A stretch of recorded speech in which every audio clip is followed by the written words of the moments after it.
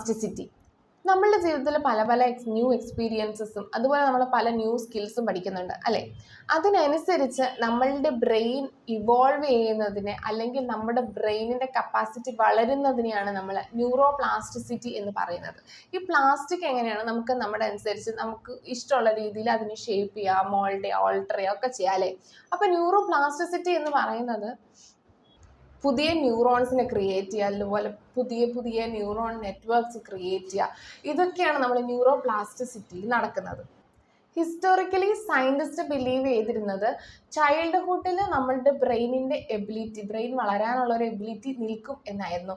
പക്ഷെ റീസെൻ്റ് ആയിട്ടുള്ള studies prove ചെയ്യുന്നത് നമ്മൾ വളരുന്ന അനുസരിച്ച് നമ്മളുടെ ബ്രെയിൻ വളർന്നുകൊണ്ടിരിക്കുകയാണ്, അതിനനുസരിച്ച് അത് ഷേപ്പ് ആയിക്കൊണ്ടിരിക്കുകയാണ്.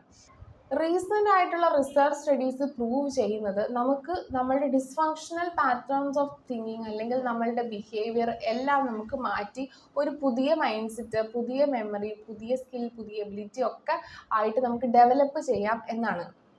എങ്ങനെയാണ് നമുക്ക് ന്യൂറോ പ്ലാസ്റ്റിസിറ്റിനെ സ്റ്റിമുലേറ്റ് ചെയ്യാൻ പറ്റുന്നത്? ഫസ്റ്റ് ഓഫ് ഓൾ നമ്മൾ പുതിയ സ്കിൽസ് പഠിക്കുമ്പോഴാണ് നമുക്ക് ന്യൂറോ പ്ലാസ്റ്റിസിറ്റിനെ സ്റ്റിമുലേറ്റ് ചെയ്യാൻ പറ്റുന്നത്.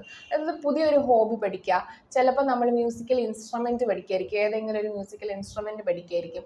അപ്പോൾ അങ്ങനെ നമ്മൾ പുതിയതായിട്ടൊരു ലാംഗ്വേജ് പഠിക്കുക അല്ലെങ്കിൽ പുതിയതായിട്ടൊരു മ്യൂസിക്കൽ ഇൻസ്ട്രുമെൻറ്റ് പഠിക്കുകയോ ചെയ്യുമ്പോൾ അതിനനുസരിച്ച് നമ്മുടെ ബ്രെയിനിനെ നമ്മൾ ചാലഞ്ച് ചെയ്യാണ് ചെയ്യുന്നത് പുതിയ ഇൻഫർമേഷൻ വെച്ച്. അങ്ങനെ ചാലഞ്ച് ചെയ്യുന്ന സമയത്ത് നമുക്ക് പുതിയ ന്യൂറൽ കണക്ഷൻസ് അവിടെ ഫോം ചെയ്യുക, അതിനെ റീഇൻഫോഴ്സ് ചെയ്യുകയാണ് ചെയ്യുന്നത്. രണ്ടാമതൊരു വേ എന്ന് പറയുന്നത് engaging in positive social interactions.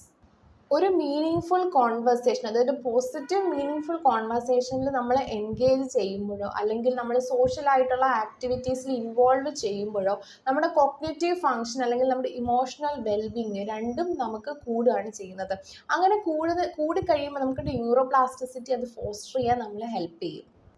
നമ്മൾ കൂടുതൽ ഫിസിക്കൽ എക്സസൈസിലോട്ട് ഇൻവോൾവ് ചെയ്യുമ്പോൾ ലൈക്ക് നമ്മൾ റണ്ണിങ്ങോ ജോഗിങ്ങോ എന്തോ ആവട്ടെ, നമ്മൾ റെഗുലറായിട്ടൊരു ഫിസിക്കൽ ആക്ടിവിറ്റി ചെയ്യുമ്പോൾ നമ്മളുടെ ബ്ലഡ് ഫ്ലോ കൂട്ടുകയും അങ്ങനെ നമുക്ക് ന്യൂറോജെനസിസിനെ പ്രൊമോട്ട് ചെയ്യുകയും ചെയ്യുന്നു. ന്യൂറോജെനസിസ് എന്ന് പറയുന്നത് നമുക്ക് പുതിയ പുതിയ നെർവ് സെല്ല് നമുക്ക് പ്രൊഡ്യൂസ് ചെയ്യുകയാണ് ചെയ്യുന്നത്.